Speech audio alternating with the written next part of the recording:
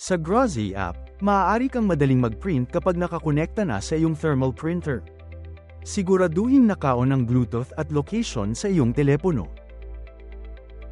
Pagkatapos, itap ang thermal printer icon sa app. Makikita mo ang dalawang opsyon para sa koneksyon. Una, kumonekta gamit ang QR scan. Pangalawa, kumonekta ng mano-mano sa pamamagitan ng search. I-on ang printer para kumonekta. Itap ang QR scan icon at i-scan ang QR code sa printer mo. Pag-scan, kumukonekta at handa ang printer para sa manual na koneksyon. Itap ang Manual Connect. Makikita ang pangalan at MAC address ng printer. Para makita ang MAC address ng iyong printer, gawin ang self-test print tulad nito. Itugma ang MAC address sa test page, tapikin ang Connect. Konektado na ang iyong printer, handa nang mag-print. I-click ang Document Print o Label Print, depende sa iyong pangangailangan. Unang subukan ang Document Print. Maaari kang mag-print ng isang dokumento o ng maraming pahina. Piliin ang dokumento at i-customize gamit ang mga opsyon.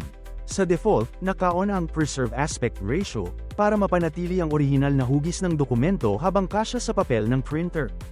Ibig sabihin, kapag binago mo ang lapad, automatikong nag-a-adjust ang taas upang maiwasan ang pag-stretch o pagpipi ng dokumento. Maaari mo itong i-off para mag-set ng custom na sukat. Ngunit kapag naka-on ito, tinitiyak nito ang tamang scaling ng print. Maaari mong i-crop ang dokumento gamit ang crop na opsyon.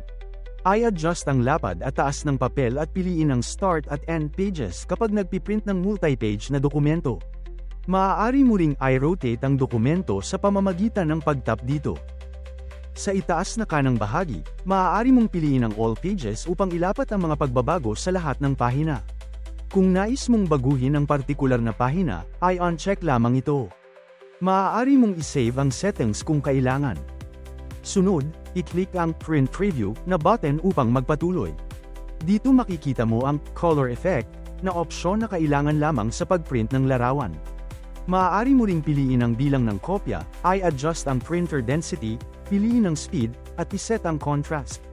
Kapag nakaset na ang lahat, itap lamang ang Print para makakuha ng malinaw na resulta.